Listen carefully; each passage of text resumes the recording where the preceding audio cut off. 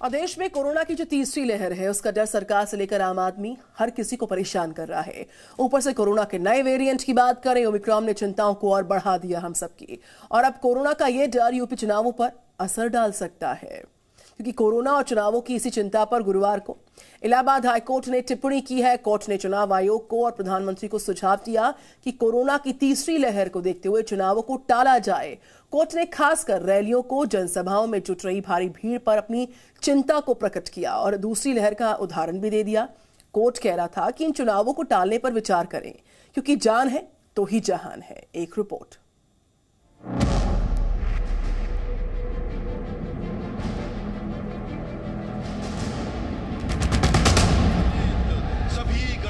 अतिथि मंच पर पधार चुके हैं।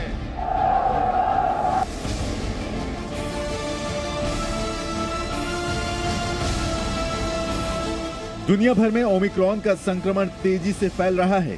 भारत में भी इस वेरिएंट के 300 से ज्यादा मामले सामने आ चुके हैं।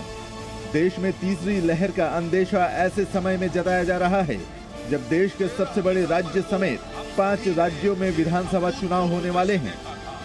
गुरुवार को इलाहाबाद हाईकोर्ट ने आने वाले चुनावों और तीसरी लहर को लेकर अहम टिप्पणी की। जस्टिस शेखर कुमार यादव की एकल पीठ गिरोहबंद कानून के तहत जेल में बंद एक आरोपी की जमानत याचिका पर सुनवाई कर रहा था। इसी केस के फैसले में हाईकोर्ट ने चुनावों की वजह से कोरोना संक्रमण बढ़ने की आशंका जताई।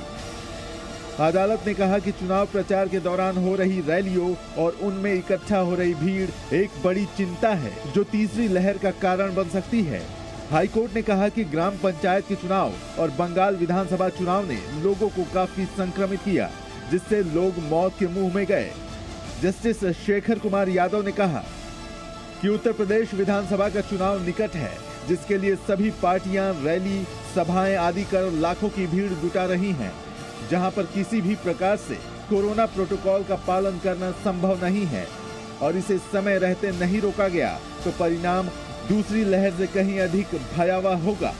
ऐसी दशा में चुनाव आयुक्त से न्यायालय का अनुरोध है कि इस प्रकार की रैली, सभाएं आदि जिसमें भीड़ एकत्रित हो, उस पर तत्काल रोक लगाए और चुनावी पार्टियों को आदेशित करे, बल्कि दूरदर्शन और समाचार पत्रों के माध्यम से करें और संभव हो सके तो फरवरी में होने वाले चुनाव को भी 1-2 माह के लिए टाल दें, क्योंकि जीवन रहेगा तो चुनावी रैलियां, सभाएं आगे भी होती रहेंगी और जीवन का अधिकार हमें भारतीय संविधान के अनुच्छेद 21 में भी दिया गया है। जान है तो जहान है।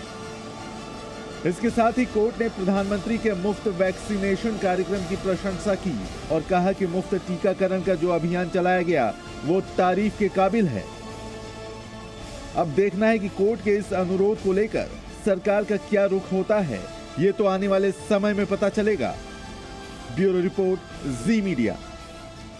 Presenting B News app, available on Google Play and App Store. Download it now.